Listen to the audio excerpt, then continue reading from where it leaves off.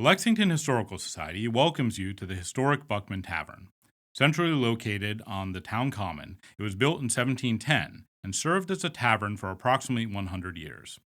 In April 1775, Buckman Tavern found its place in history as it sheltered the Lexington militia and witnessed the first battle of the American Revolution. The first part of Buckman Tavern was originally built in 1710, and the building was expanded on over the centuries. The structure has served many purposes over its 300-year history. For the first 100 years, it is being used as a tavern, serving travelers and locals alike. In 1813, Rufus Merriam decided to stop running a tavern, and it became the Merriam family home. In that same year, Rufus became postmaster. He built the shop portion as Lexington's first post office. The building was a private residence for the next 100 years. Since the early 1900s, it has been operated as a museum by the Lexington Historical Society. Buckman Tavern was, and still is today, an important central landmark in Lexington that thousands of people visit each year.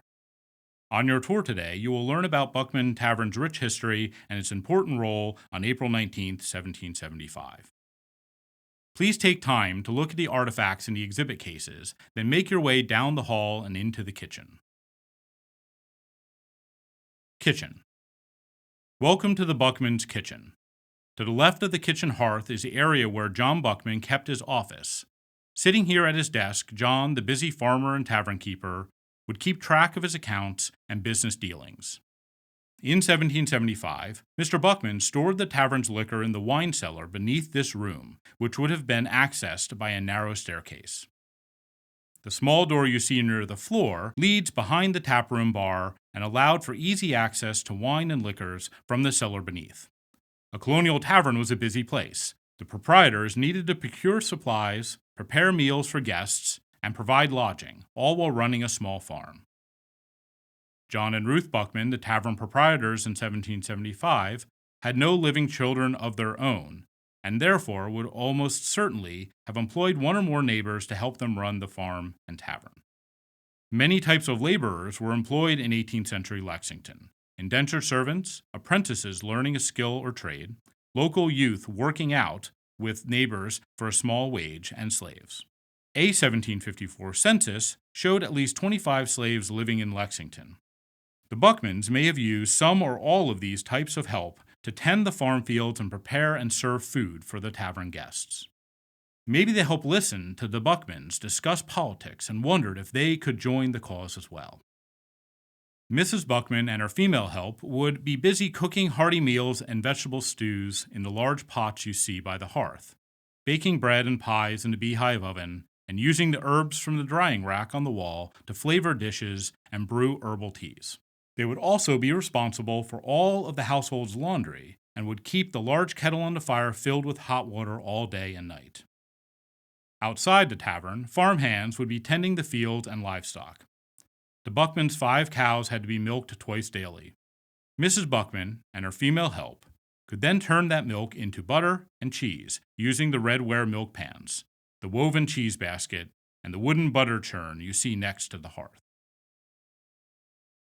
When you are ready, enter the small parlor through the door at the end of the kitchen. Small parlor. Welcome to the small parlor. Lexington had 2 licensed taverns in 1775, Buckman Tavern and Monroe Tavern, about a mile east of the town center. Taverns were generally frequented by men, but because of Buckman's proximity to the meeting house, it is probable that women from the town gather here between morning and afternoon Sunday services. The women most likely did not join the men in the smoky taproom, but instead gathered in a small, more genteel side parlor, such as this one, to enjoy a midday meal or have a cup of herbal tea, hot chocolate, or coffee at the elegant tea tables you see in front of you. While the men of Lexington held heated political discussions about British policies and taxes, women also passionately supported the cause.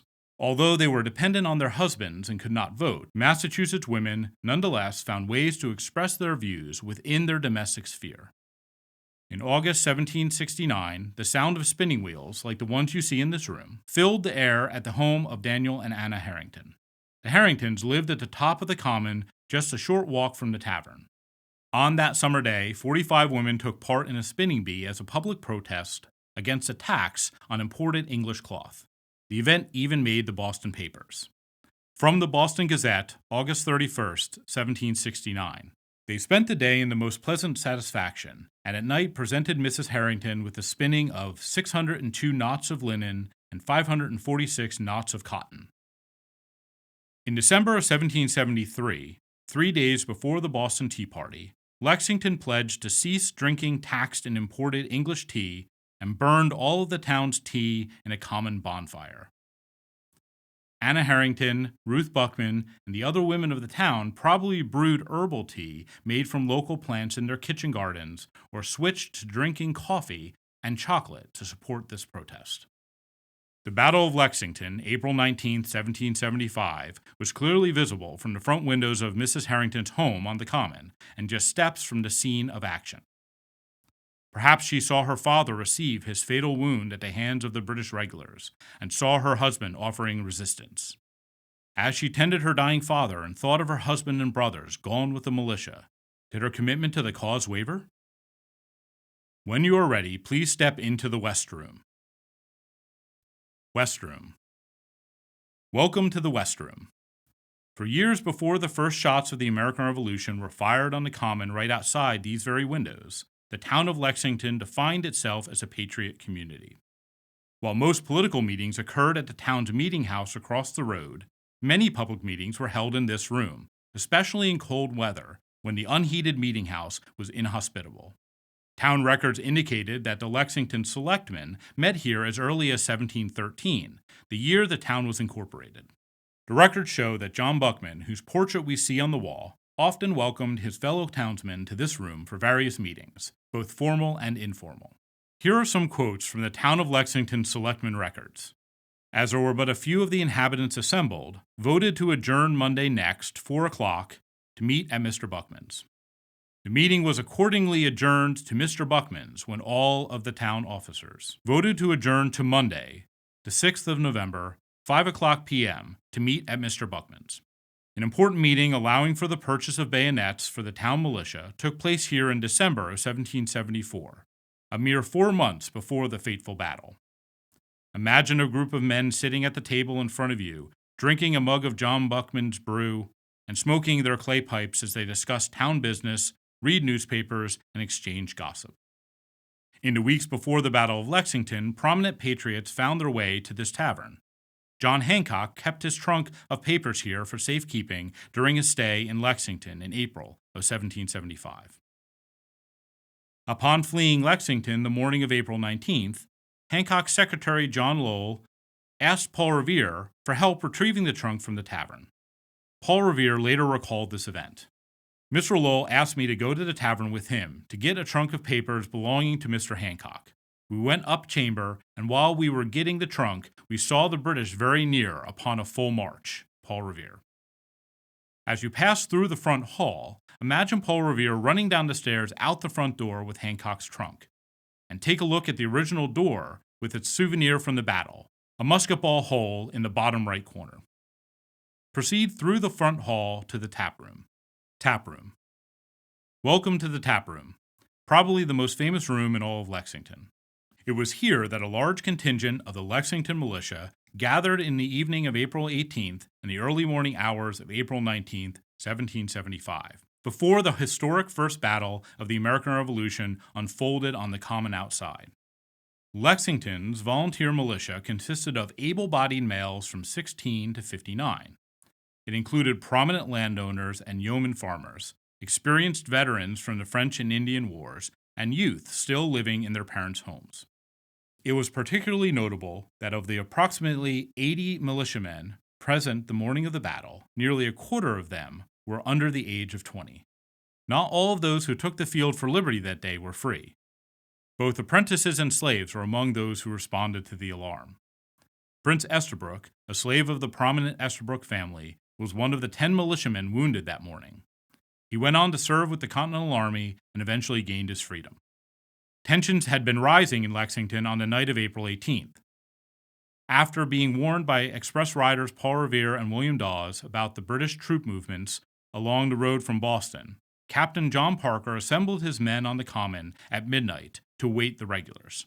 Although the aim of the British expedition was to capture arms stored in Concord, the people of Lexington knew the Redcoats would have to pass through their community. The militiamen who gathered on the common were there to defend their town, families, and livelihood. They were also protecting the prominent Patriot leaders, John Hancock and Samuel Adams, staying at the Reverend Clark's parsonage down the road.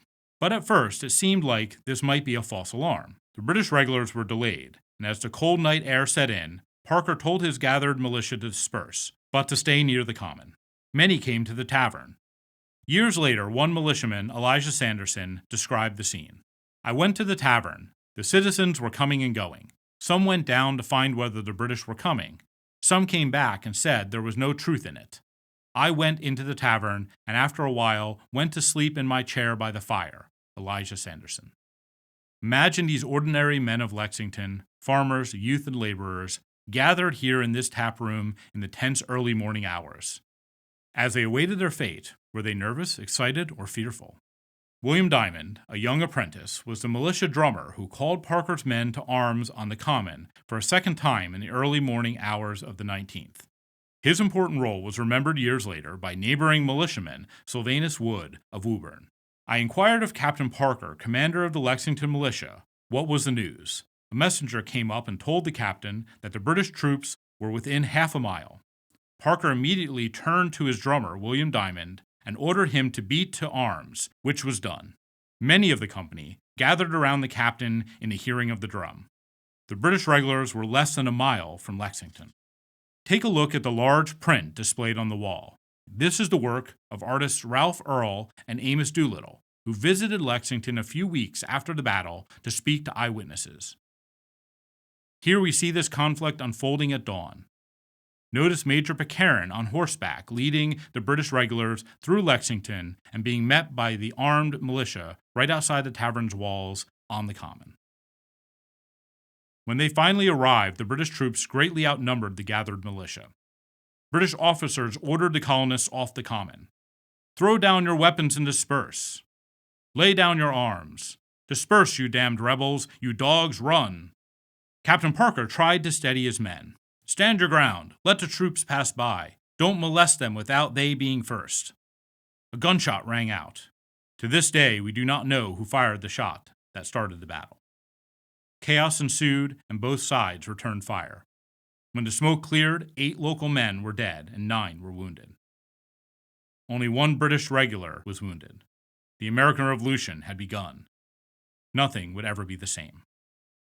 Thank you for visiting the Buckman Tavern. When you are ready, please exit to the museum shop.